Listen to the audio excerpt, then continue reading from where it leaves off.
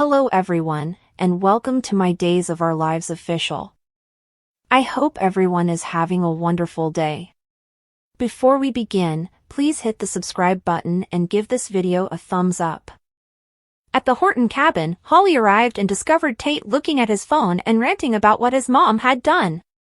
She started to say she had something that she needed to tell him, but Tate cut her off and yelled that his mom had been arrested. He couldn't believe that his mother had been so judgmental of him or that his mom had clearly lied when she had claimed that she had improved. Holly calmed Tate and informed him she had news that she hoped he would like. Holly would be moving in with her grandmother. Holly discussed the incident with Nicole to Tate. He replied that he was delighted Holly was staying in Salem, but Holly saw Tate still sounded despondent. He revealed that he felt sad for his mom, but at the same time, he was very angry with her for all the people she had injured. He decided that he would focus on the one positive, which was that he and Holly would not have to sneak around anymore. Holly expressed remorse about the circumstances, as well, but she was glad that she and Tate had one other. Tate understood that he and Holly might still have a problem with his dad, who would not be delighted about Tate's lie. Holly recommended that Tate feign an injury in order to explain his prospective return home, but Tate considered the proposal was a no-go, as Sophia likely wouldn't stay silent. The youngsters understood they'd still have to keep their connection under wraps.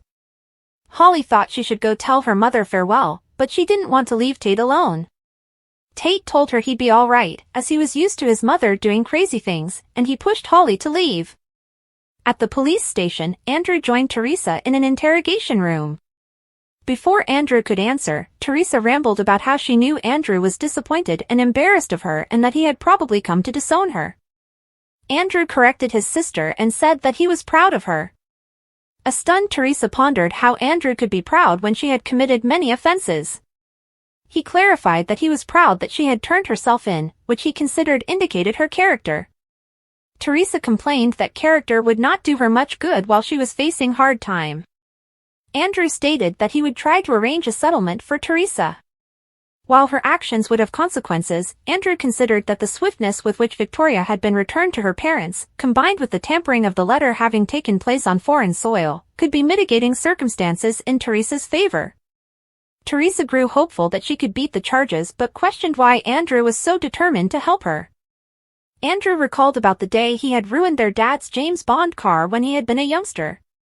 Teresa had taken the fall for him by stating that she had crashed the car.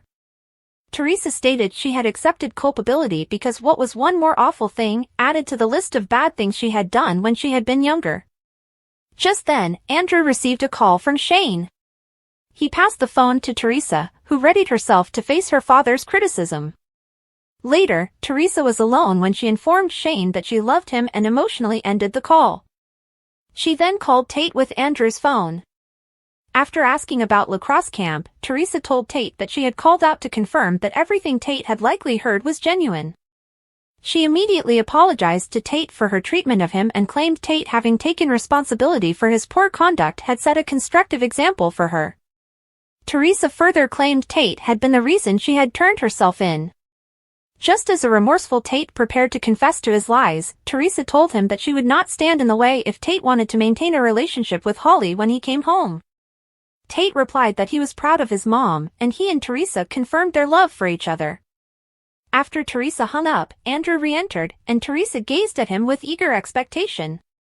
In Marlena's office, Marlena and Kayla speculated about whether or not Everett could have been faking his integration. Abe's entrance interrupted them. Marlena was glad to see Abe but curious as to why he had visited her. Abe declared that he had an offer neither Marlena nor Kayla could refuse. Abe told about Body and Soul being cancelled and how he and Kate had bought the rights to the show. Marlena and Kayla expressed happy for Abe and vowed to back him with whatever help he needed, including a prospective investment. Abe was thrilled to hear Kayla and Marlena's offer because he wanted stars for the show. Marlena was bewildered as to what Abe's need for actors had to do with her. With a smile, Kayla said that she knew. She told Marlena about Abe's conviction that she and Marlena resembled characters on the show. Abe showed Marlena a picture of the character of Charlemagne. Marlena admitted there might be a slight resemblance, but Abe claimed the resemblances were uncanny and that Marlena and Kayla would be excellent for the relaunch of the show. Kayla and Marlena were flattered but turned Abe down, citing their hectic medical schedules. Abe claimed that the show could shoot around their schedules, and they could even conduct location shooting at the hospital. The women again declined the offer. Just then, Kayla, Marlena, and Abe all received a text asking them to go to the pub for a party for Nicole and Eric. Marlena stated she would explain the cause for the meeting, and Abe determined to use the car ride to the pub as an opportunity to change Marlena and Kayla's opinions. In Eric's room, as Eric packed, Eric and Nicole discussed what they needed to bring with them. Eric realized the luggage he was using had been the identical one from when Nicole had stopped him at the airport. Nicole joyously said how much things had changed, because they were heading to Paris together, and she hugged Eric. He asked her how she felt about leaving Holly behind. Nicole soothed herself with the concept that Holly would be surrounded by family and that Holly seemed to be in a better place. Nicole stated that she would miss Holly a great lot, but she needed to let her daughter live her life while Nicole focused on her life with Jude. And with me, Eric added. Nicole asked Eric to pinch her because she felt like she was in a dream. He said that he had a better plan and offered her a nice kiss.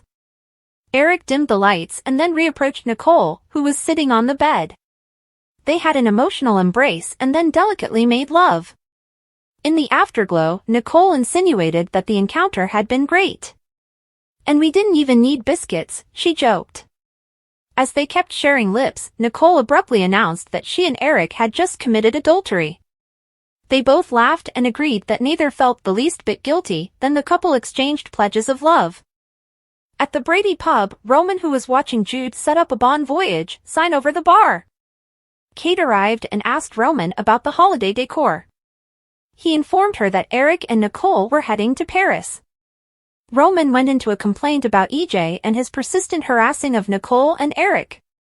Kate believed that the time away might be a good thing for the pair, especially since they would be relocating to the City of Lights, Paris.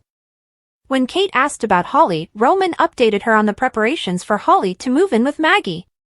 Roman and Kate agreed that they would not want an adolescent living under their homes again. Kate reminded Roman that she had enough drama in her life with her newest business venture. Roman congratulated Kate on the acquisition, and Kate added that Abe was busy with casting. Later, Kate greeted an approaching Abe, Kayla, and Marlena. Kate was saddened but not shocked when Abe told her that Kayla and Marlena had turned down his proposition. Abe swore again that he was not giving up, even with the prospect of Kate playing the role of Lorna. The women good-naturedly scoffed at Abe's commitment. As the other three exited to socialize, Marlena caught up with Roman. Marlena had tried to call Brady, but Roman reminded her that Eric and Nicole had given them all short notice. They agreed that they would miss Eric and Jude. Holly arrived and chatted briefly with Roman and Marlena. Then, Nicole and Eric arrived downstairs and were startled and touched at the send-off. They shared hugs with the visitors. Marlena toasted to Eric and Nicole's future and to their happiness as the couple's tale over the years played out in flashbacks. Afterward, Eric revealed to Marlena and Roman that he'd never been happier. They sadly reaffirmed how much they will all miss each other, and Eric gave his parents a loving hug. Across the pub, Nicole bid her goodbyes to Abe and demanded he visit her any time. Then, Holly sadly addressed her mother and apologized for all the horrible things she had spoken about Nicole. Holly described to her mom as a wonderful person and a really great mom. She also expressed satisfaction that her mom will finally be with the person with whom she had always belonged. When Holly remarked how proud she was of her mother, Nicole, in turn, lauded Holly's strength and kindness. She only wanted her daughter to have the best life, and Holly reaffirmed that that was what she wanted for Nicole, too. Mother and daughter tenderly hugged and confirmed their love. Later, Nicole and Eric waved goodbye to the group as they departed the pub. Once they were gone, Marlena breathed and said she needed a really good cry. Abe said that Eric and Nicole were together, as it should be. He then evoked body and soul and added that just like in the program, people leave, but they almost always come back. Outside the pub, Eric and Nicole smiled warmly at their sleeping kid. Eric suspected he might be the one who was dreaming, and Nicole added that if it was a dream, I don't want to wake up. Eric asked Nicole if she was ready, and she exuberantly replied, I've never been more ready. With Jude in tow, Eric and Nicole traveled to begin their new life together.